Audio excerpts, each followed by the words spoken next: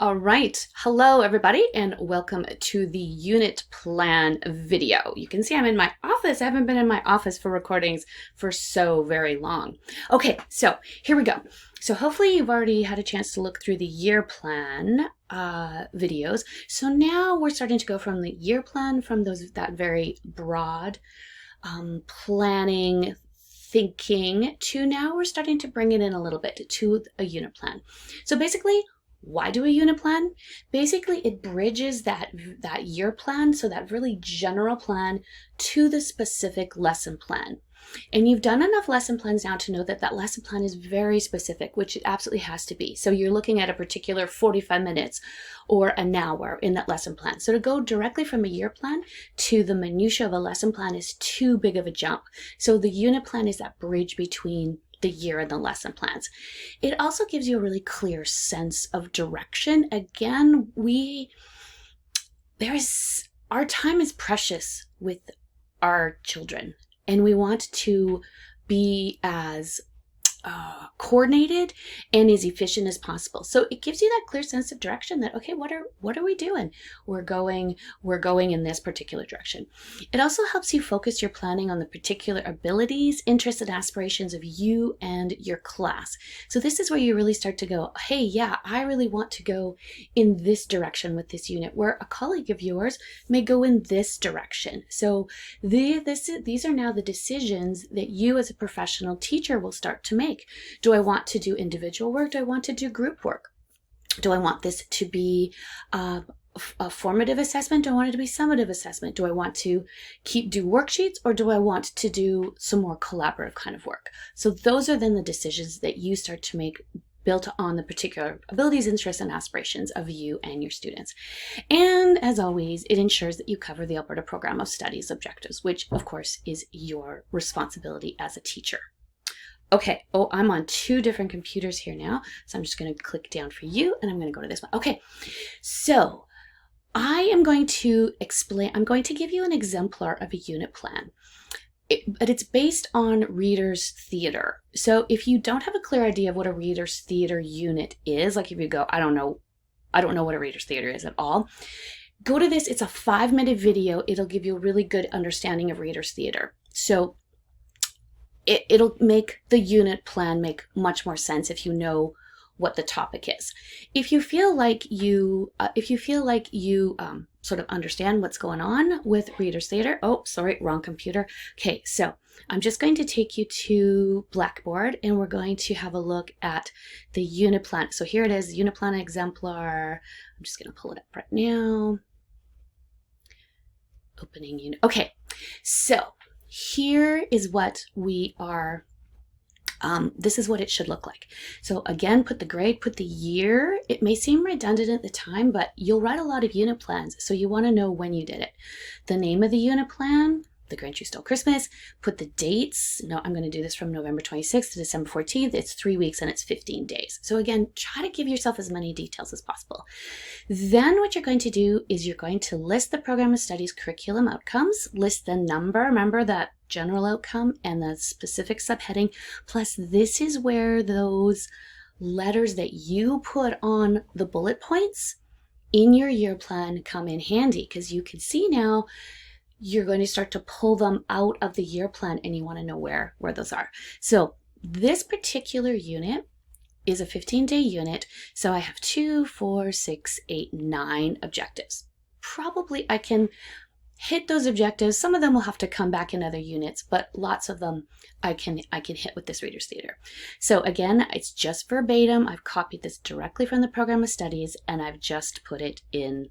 I've put it in order. It doesn't necessarily have to be in numerical order. If you want to do it, mine just happened to I was fulfilling my objectives in that order. But if you think you can fulfill 5.2 here, then you can move these around. So again, it just doesn't have to be in numerical order. Then what you do is you put the applicable outcomes, list the numbers only over here. So 2.2.G is referring to this one, that one there. And then you give an overview. Overview is the key here. because they're not lesson plans. You're not expecting to teach off of these. You're using these only as a guide. So what you're going to do is you're going to say something like, I'm going to do a KWL on understanding of story structure, and I'm going to do that for 1 day. That is enough in a unit plan to say, okay, now I know what I'm doing. Then the lesson plan goes through the minutia. How am I going to do that? Am I going to do it in groups? Am I going to do it individually? Am I going to do it on the board? Are they going to write it on a piece of paper? Then those are the decisions to make with the lesson plan. I'm going to come back to competencies, but just hang on here. You'll see assessment is grayed out. You will fill this in 4th year.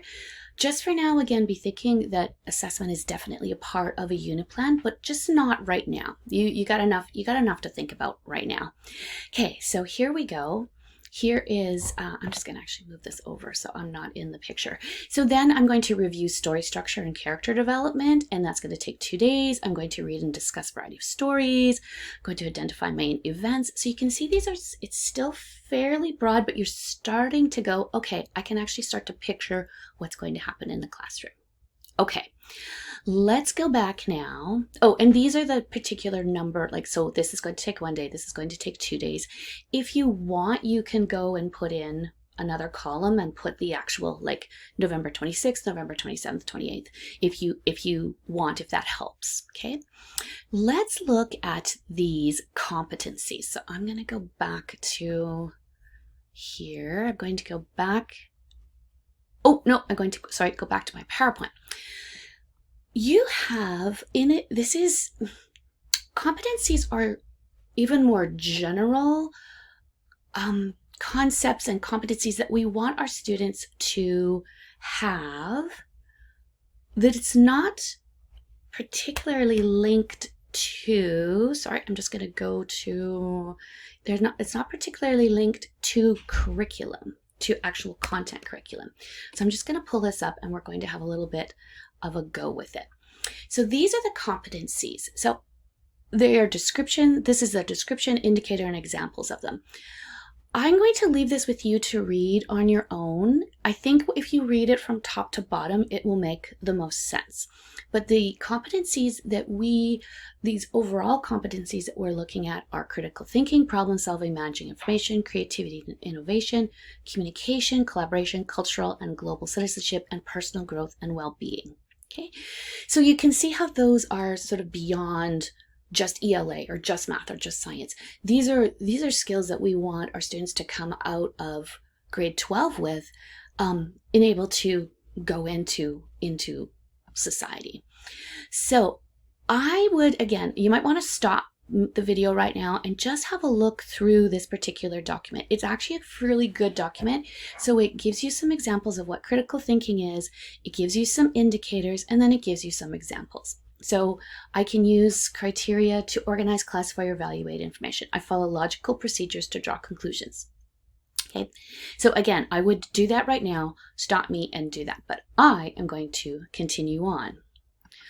Okay, so I'm going to actually go back to the unit, to the unit. Oh, I got things embedded here. I've got things I got to move around.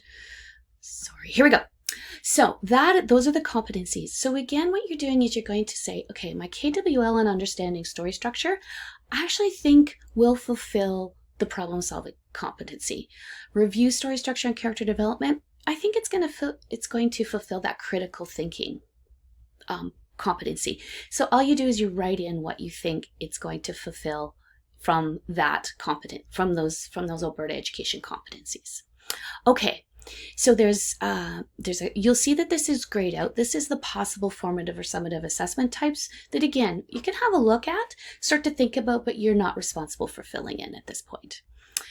Literacy and numeracy. Okay, so let's have a go with literacy and numeracy. Again, the Alberta government has a literacy and numeracy progression that they want you to, they want you to be working through as well. You've probably heard a lot about literacy and numeracy as the basis of education. I mean, it's out in sort of the public realm. This document is, again, a scope and sequence of how to include that. And I wanted to just highlight this because I'm going to, again, leave this with you to have a look through. These literacy and numeracy progressions are a resource that teachers can use to support students in meeting learning outcomes in the current provincial curriculum, so your program studies. They are not intended to be an add-on or separate program of studies. They should not be used to teach or to formally evaluate and report literacy and numeracy separately. These progressions are a tool that can be used to support literacy and numeracy development in meaningful ways as students engage with subject content. Okay, so this isn't an added, you don't have a literacy or numeracy time block, but what hopefully you're getting the concept that we want literacy and numeracy to be a part of every subject. Phys ed, science, math, art. We should be thinking about literacy and numeracy in all of the subjects. So, oops, wrong computer. So here we go. So they've given you some definitions, again, of what literacy and numeracy is. Now, there are, basically the progressions are organized into two components: awareness and knowledge and understanding. So you'll see here literacy, knowledge, and understanding. So this is LKU, literacy, knowledge, and understanding. So when you see that, don't go, I don't know what that is. You know what that is. Then there's literacy, knowledge, and understanding descriptors. So like the ELA program of studies, it gives you all the way from kindergarten all the way up to high school. So if you are looking for grade 4, you would look at division 2, typically ages 9 to 11, and you would go, oops, that didn't work. You would go down this way, okay, in the document. So again, these are sort of your overall competencies, and then this is the specific. So the rest of the document, I'm just going to skip up to that, is basically like a program of studies. So here we have literacy awareness, there it is, that's one of the competencies, and importance of literacy. And then again, if you're teaching grade 4, you would look here. Students recognize how literacy enhances learning, yada, yada. So you kind of go through the document and just have a look at the different competencies. So I'm going to go back to this one. So that is what is listed here. So in this unit, in this Reader's Theater unit, I felt that I could hit the importance of literacy progression. I could also hit the communicate meaning progression. I could hit organization of data for numeracy and strategies, methods, or tools.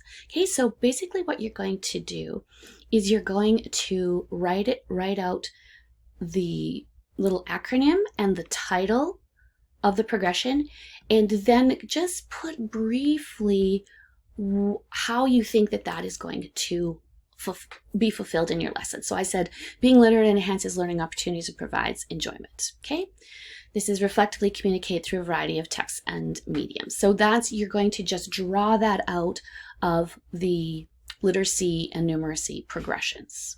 Okay, for the Alberta education competencies, we also want you to write out the specific one, that you link this to the specific